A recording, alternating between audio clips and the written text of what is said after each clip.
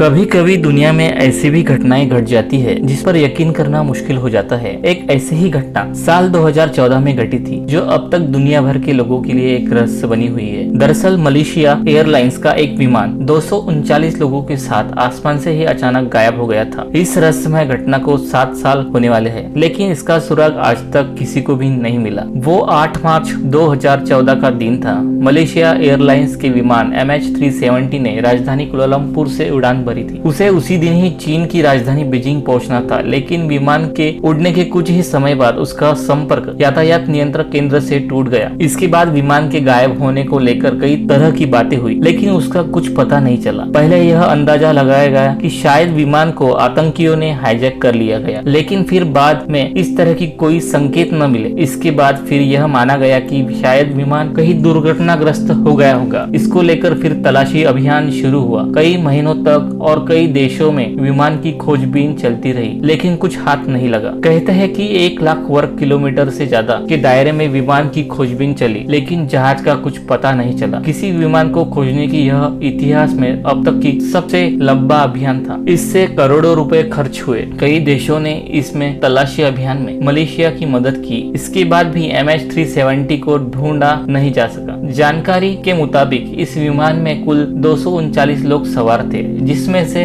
227 यात्रियों के साथ 12 चालक दल के सदस्य भी थे। इनमें से सबसे ज्यादा संख्या चीन के यात्रियों की थी, उसके बाद मलेशिया के। कहते हैं कि आखिरी बार विमान को हिंद महासागर के पर उड़ान भरते हुए पाया गया था, लेकिन उसके बाद वो अचानक रडार की पकड़ से बाहर हो गया। इसके बाद उसका किसी को भी कुछ पता नहीं चला। हर तरफ से निराशा मिलने के बाद थक हार कर जनवरी 2017 में विमान की तलाशी अभियान भी आधिकारिक रूप से बंद कर दिया गया। इस विमान के पायलट जहारी अहमद शाह थे। हाल ही में ऑस्ट्रेलिया के पूर्व प्रधानमंत्री टोनी एबॉट ने यह दावा करते हुए सबको चौंका दिया कि मलेशिया के उच्च अधिकारियों का मानना है कि MH370 फ्लाइट को उसके कप्तान ने ही जानबूझकर समुद्र में डुबा दिया। उनका दावा था कि कप्तान आत्मघाती था, जिसने विमान के सवार सभी लोगों की जान ले ली। हालांकि अपने इस दावे के संबंधित कोई सबूत उन्होंने पेश नहीं किए। इस तरह उनका दावा भी महज एक अनुमान ही माना जा रहा था। इस विमान का गायब होना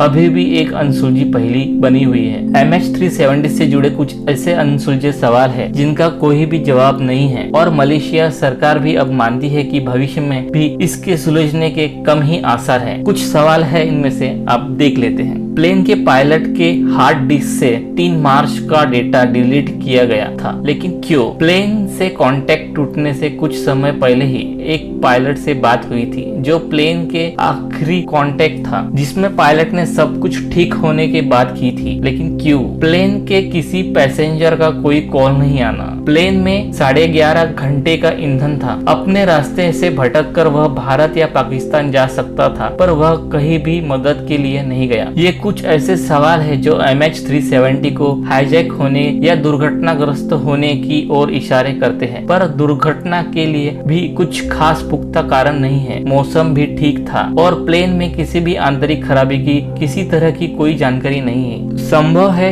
यह समुद्र के किसी चक्रवात के प्रभाव में आ गया हो, लेकिन इसके भी कोई आधार नहीं मिले, क्योंकि मौसम भी साफ था। इसलिए संभव है कि यह एलियन के कब्जे में हो। आपको क्या लगता है? प्लीज कमेंट में जरूर बताएं। आपको वीडियो अच्छा लगा हो तो वीडियो को लाइक करें और चैनल को सब्सक्राइब करें। Thank you.